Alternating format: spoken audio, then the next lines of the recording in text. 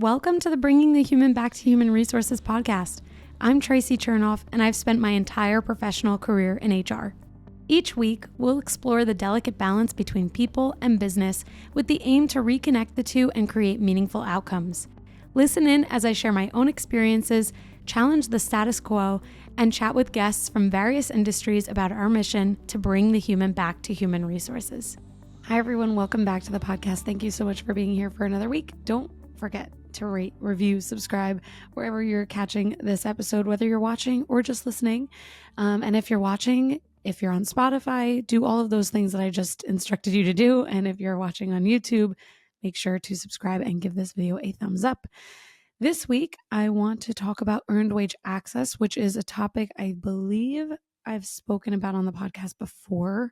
Earned wage access is basically the philosophy and the ability for employees to access their wages as they've earned them ahead of or before, or really at any time ahead of their regularly scheduled payday, I should say. So let's say someone gets paid usually biweekly and they have a week left until that payday, but they really need to access the wages that they've already worked and earned. So let's say it's a Wednesday and they've worked Monday and Tuesday, and they are really interested in accessing those wages. That is essentially what earned wage access is, where then they would, that employee in particular would be able to access, let's say, the 5 hours per day that they had already worked. This is a topic that I wanted to talk about, because it's something that I really believe can improve greatly the lives of hourly employees, especially, but also just employee engagement overall. And it's something that has been definitely more popular in recent years. And one of the reasons why also I wanted to talk about it this week is because recently, I want to say in the last 2 days, I think. Yeah. So this was May, oh no, sorry, a little bit longer than that. Last week, I should say. On May 21st, specifically, South Carolina became the 5th state to enact a law regulating earned wage access providers, but it doesn't subject them to lending laws, which we're going to get into. But because this is a recent, kind of news article that is relevant to those of us in HR, but also those of us who are employees, I thought it would be an interesting topic. Before I get into some of the stuff that I just mentioned, like lending laws and things like that, I just kind of want to reiterate what earned wage access is. It is effectively the opportunity where employers are able to provide employees access to their earned wages. This, again, as I kind of said in the beginning, or just a little while ago, I believe that this is something that hourly employees especially can benefit greatly from.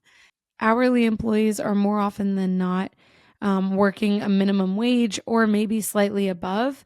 If you think about hourly employees in the perspective of exempt versus non-exempt, there are salary requirements to be exempt. So let's just say non-exempt employees, therefore those who are earning an income on an hourly basis. While there may be people who are well above the minimum wage, based on their salaries, it's highly possible that they also are working paycheck to paycheck in order to make ends meet, and or working a second job or even a third job. A term that I recently learned about is this term overemployed. And I've learned this term because technically I'm overemployed because I have my podcast and my own business while also working full time for a tech company, and actually a tech company that provides earned wage access to employees that use our product. So, it's this idea of overemployed. We can come back to that as a separate podcast episode probably. But anyway, I don't want to digress too much. Earned wage access is really, to me, again, super beneficial for those who are working on an hourly basis. When we think about the common issues that hourly employees are faced with, it tends to be income driven issues, whether we're talking about the amount that they earn. And when we think about minimum wage and things like that, that's one element there. And then the second is that because of their salary, or I should say their hourly income, it is highly possible, as I mentioned, that they are interested or potentially part of generating other income streams for themselves. In my experience, having worked in retail, let's take Target as an example, where roughly 80% of store employees are hourly. I'll speak from my own experience. I found that those employees more often than not were working second or third jobs. And again, were quote unquote overemployed. And these individuals were always looking for more hours in order to gain a higher income or earn a higher income. And I can only imagine, I don't know what Target does today. It's been a while since I worked there, but I can only imagine what would be if those employees had access to their earned wages ahead of paid periods, ahead of pay dates. And while I remember Target did do advances for employees, it wasn't, it's not the same as what I believe earned wage access is. So when we kind of break this down a little bit further, earned wage access, when we think about what it means for an employee, not necessarily what it is, but what it means for an employee, it means that that employee then potentially doesn't necessarily need to work a second job. If they can get more hours at their existing job and have access to more hours, potentially be able to receive the money that they've already earned ahead of time, they're not in this position where they're necessarily, I should say, where they're actively looking for pay when they need it. Now, of course, if a business is not able to give an employee more hours, then they are still kind of in that same position. But earned wage access does provide that flexibility for employees, for people, for human beings who need flexibility in their pay. Now, with that background, I do want to read you a little bit from this article from HR Dive, which goes into this new law in South Carolina. So again, a new law was signed in on May 21st, requiring earned wage access providers operating in the state to register annually with the Department of Consumer Affairs. And as part of the registration, the state will require the earned wage access, or EWA, providers list fees to be imposed on the employee or employer in providing the services, and include at least one option by which a user can receive earned wage access services at no cost. Now, one of the things that I want to continue with here is this idea of a loan being provided, or I should say lending laws, as part of the laws, because sometimes when earned wage access is part of the conversation, people automatically kind of jump to, well, is this a loan? Is this an advance that is then either paid back, or what does that look like? How does that work? So the article continues, while the new law imposes other limitations on such providers, the big win for the industry is that the law specifically says EWA, again, earned wage access services, won't be considered loans and their providers won't be treated like lenders, which for me, and I'll go into some of the logistics behind this too, but for me, I think this is a really important part of the law. Earned wage access to me is not a loan lender relationship, because effectively an employee who is participating in an earned wage access program or has access to earned wage access, they have already earned the hours that they're quote unquote cashing in on. So to me, that doesn't feel like a loan. Obviously, when you compare it to something like a 401k and you take out from a 401k, you can make the same argument. Well, I made those contributions, and so taking it out is a loan. But it's different because earned wage access is specifically on income, whereas if you look at something like a 401k or another, maybe I should say specifically with a 401k loan or a different type of loan, it's not income driven. Those are either based on specific personal or company contributions or state provided benefits in depending on, or I should say bank provided benefits depending on the type of loan. You could also look at like the federal government loans for student loans. It's different, right? Like to me, and I'm not an expert in finance, but to me, the relationship is different because if we again take a different example with a federal student loan, you've not necessarily yet earned your degree, and yet you're receiving loans from the federal government in order to do so, in order to be able to pay for the services that you're rendering, which is essentially the education you receive. And then when either as you complete your degree or when you finish your degree, you then owe money to the loan provider, to the lender, in this case, in my example, the federal government.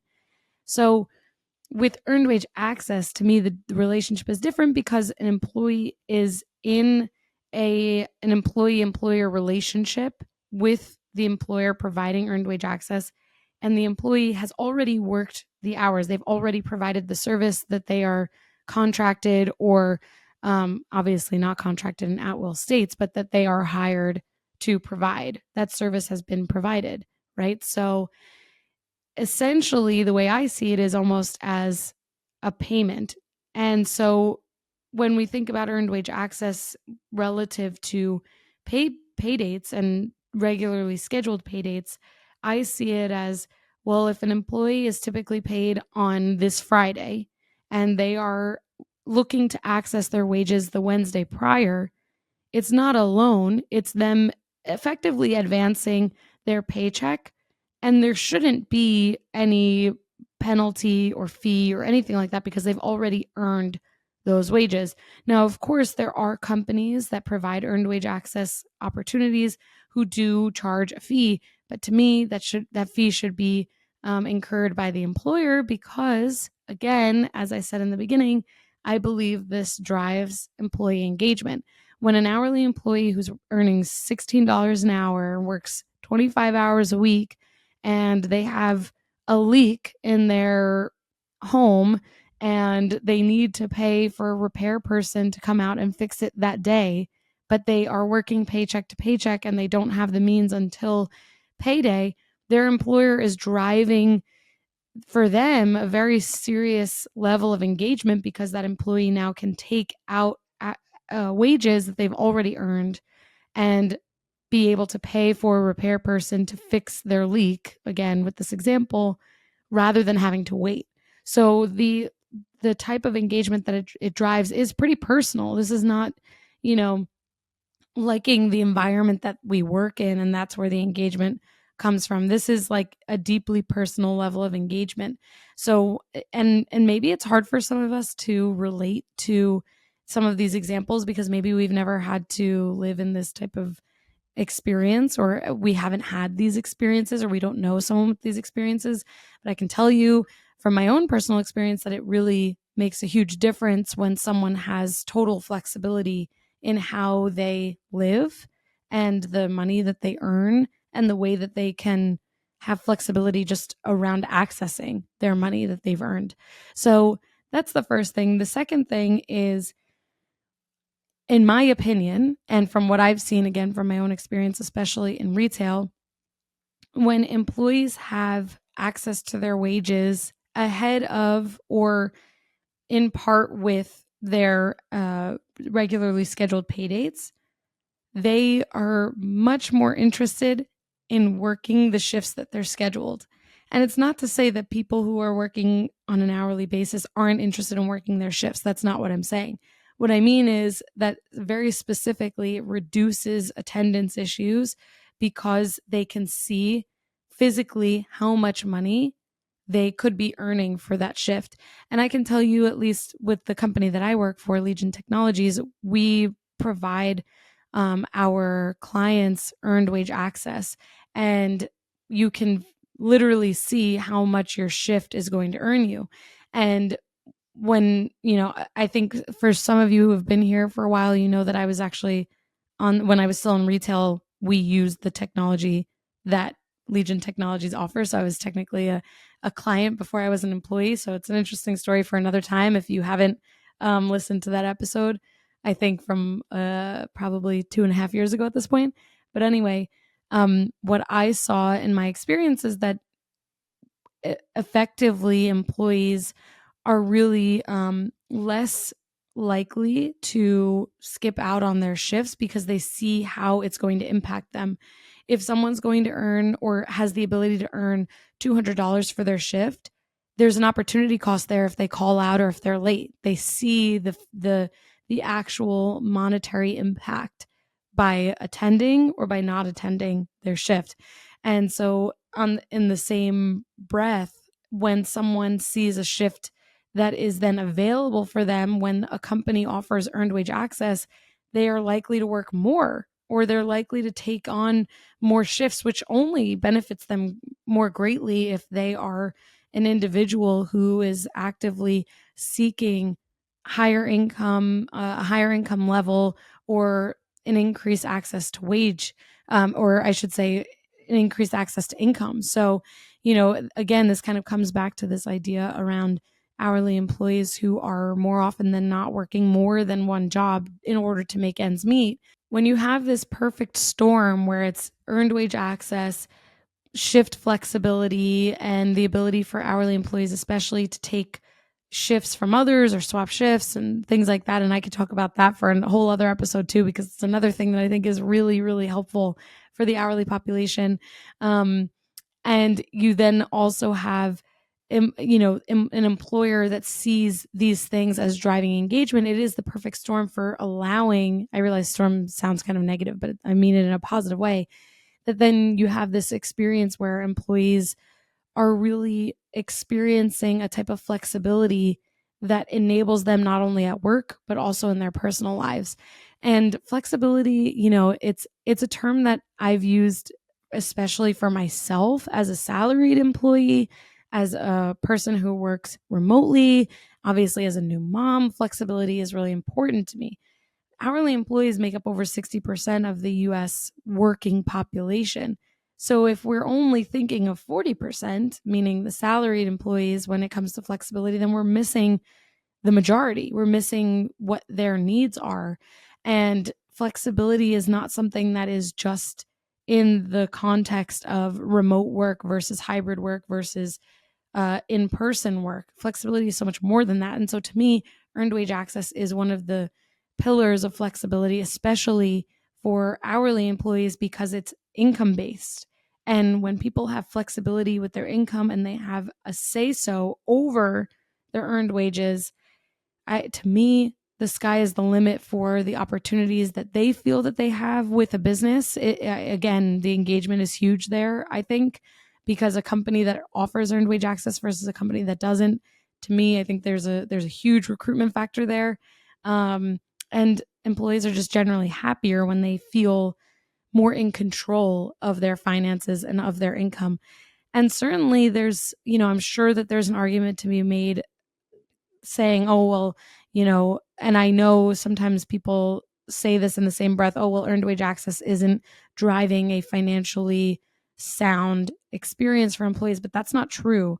Because so let's say even more specifically, if people think that it's counterintuitive to or contradictory to saving, it's just simply not true. Because let's take an hourly employee who earns $16 an hour and they work 25 hours a week. Whether you have earned wage access or not, saving might not be the first thing that they're able to do. So, businesses have to really think about what is their audience, who is their audience, and what is it that their audience really needs. Someone who's earning, let's do the math. So someone who is earning $16 an hour and works 25 hours a week, that's $400 a week before any taxes and deductions. So times 52, that's $20,800 a year. Depending on where they live, that is, in general, this is below the poverty line, because I think the poverty line is in the 40s in the United States. At least it is, I think, in New York. So depending on where they live and what their cost of living is, this is potentially not really a livable wage. So when a company says, oh, well, earned wage access doesn't promote saving, or it's counterintuitive to saving, it's just not a realistic part of the conversation. If you as a business want your employees to save more, that's separate, because then it pulls into the conversation. What are people earning? Do you have a 401k match program? Do you have 401k for people who are working part-time? Because someone working 25 hours a week is more often than not part-time. And do you have financial literacy programs? That's what promotes saving. Earned wage access promotes flexibility and engagement. So there are two totally separate things. And it's not to say that someone who has access to earned wage access products or services isn't doing that in order to save, but most likely that person is someone that needs to access their wages when they need them because of expenses, not necessarily because of investment or saving. So, to me as an employer, or I should say as an HR person for an employer that values earned wage access, I think it's really interesting to hear the opposite argument around saving or this being a loan. Like, it's just, that's a mindset thing to me. We have to change our mindsets. We have to really think who is the audience and what do they need? What are they benefiting from when we institute or don't institute these perks, right? Or it's not even a perk, actually. It's really just kind of, I don't know, I guess we could say benefit, because just like health benefits aren't necessarily a perk, they are a benefit of working for a particular company. So let's call it a benefit. Because when we talk about a perk, it's almost like saying, oh, well, you get, X number of dollars for lunch reimbursements. But that's not what this is. This is saying, hey, employee X, you have access to the hours that you've already worked, because we understand that flexibility is really important to you and your bills might not fall in the timeline that we pay you on. So, change the mindset a little bit. Anyway, I kind of just want to wrap by sharing a little bit more on this law. So the article does talk about here that earned wage access is increasingly being offered to employees as a means to tap their earned wages before a regularly scheduled payday. And the article continues by saying that in contrast to the South Carolina law, California and Connecticut have taken a different track, moving to subject EWA payments to lending laws that have provisions for policing interest rates and dictating transparency. I feel really strongly against imposing interest rates on earned wage access opportunities because, again, these are earned wages. To me, it's like, I guess I question, what is the difference between an employee taking out money from their bank account, right? Let's say on a Friday when their paycheck is dispersed to them, versus a day, a week, a few days before, when they've already earned those wages. Again, it's not access to wages before they've been worked or before they've been earned. It's like this employee who works for $16 an hour, works 25 hours a week. They've already worked 20 hours. Why should they not be able to access those 20 hours? Why is that a loan? They're expected to receive that payment on their next regularly scheduled payday. Why would there be interest on that? And ultimately, I also think it's a company's decision.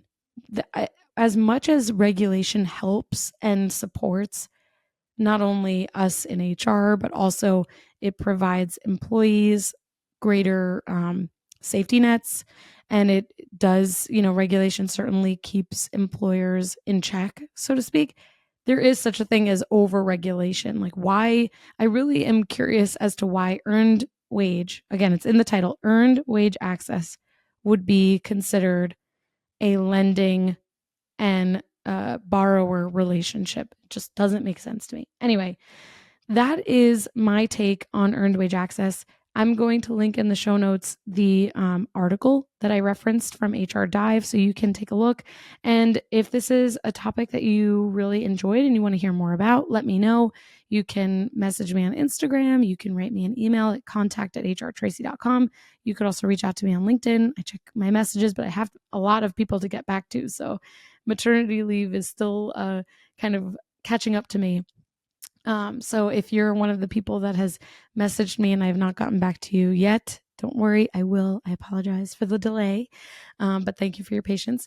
Anyway, thank you so much for hearing me rant about earned wage access, and hopefully it's opened your eyes to the possibilities of earned wage access, and maybe this is something that you as an employer or as a representative of an employer will maybe offer one day to your employees, hourly or otherwise. Thank you so much for tuning in this week. I'm sure we'll see you back here next week. Don't forget to rate, review, and subscribe wherever you're catching this episode, and connect with me on Instagram. Head to my website, sign up for my newsletter, hrtracy.com. There's so many ways to stay connected. Thank you so much, everyone. Have a great week. Hey, just before you go, don't forget to subscribe to this show so that you are the first to hear when an episode drops each week.